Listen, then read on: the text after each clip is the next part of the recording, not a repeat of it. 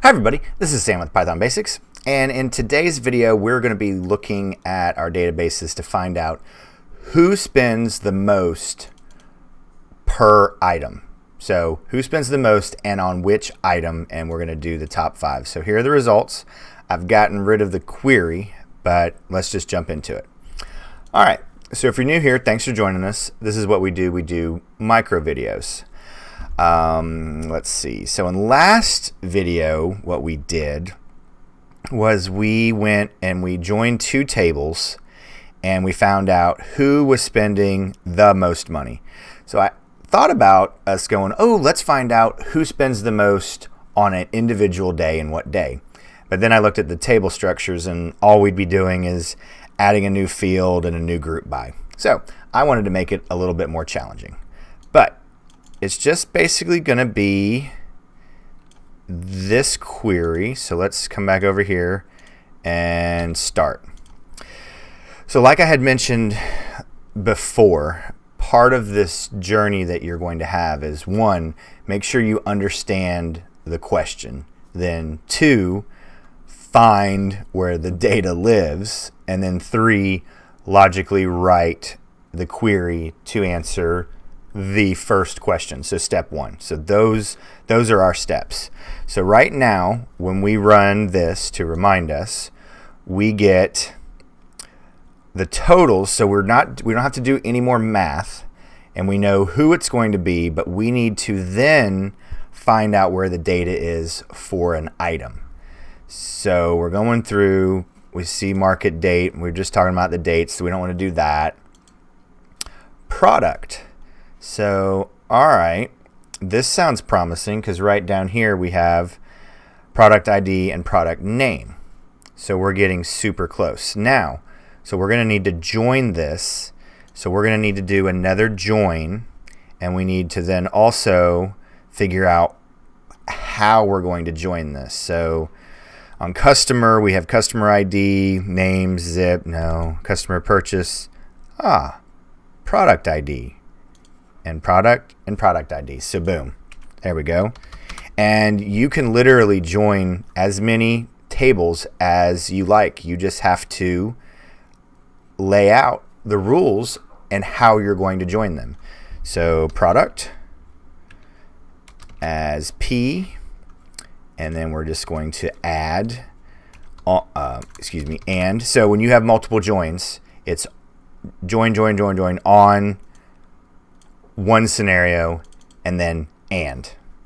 So product ID, oops, we need to do P product ID, and then it was customer purchase. Let's see, customer purchase product ID. And see that we need to do this because we do not have the name. We do not have the product name and customer purchase, just the ID.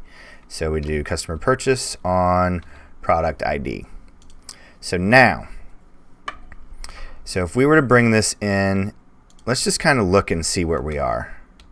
Let's ungroup everything, get rid of some summing, and let's just look at it and see what it produces. And we need to get rid of this order because we do not have that. Let's just go ahead and see what this produces now. And now this is the one that I love. So we can just go p dot star.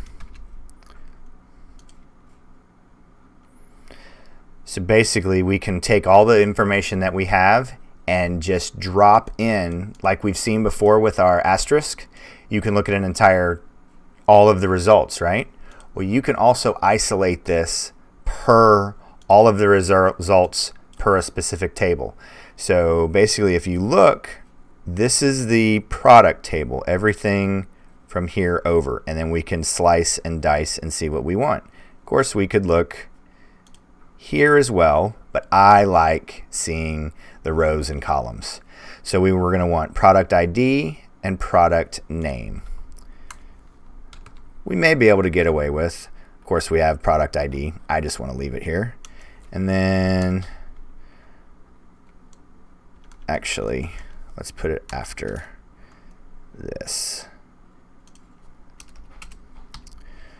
dot p dot product ID and p dot product name. Now let's go ahead and bring these in. Okay, so here we go. Product ID, product name. Now we want to find out who is spending the most. So we're going to need to bring back in our sum. We're going to group by 1. This is all going to be the same, and then group by 1, 2, 3, 4, 5. So 1 and 5. And I'll go through that again. 1 and 5. Run this. And we're doing decreasing and the top 5. So look at this. What is the most popular items? So it's Dawn Nail, and Manuel Diaz are the top 2, and they like pie. So what? The top 5 are either cherry or apple pie. And Dawn Nail spends $1,278 on cherry pie. So in next video, what I'm going to show you how to do is how then to group. Let's get rid of this, and we're then going to be able to kind of decide. Let's bring this up here. So here are how many rows just got returned. Okay, so 200 rows.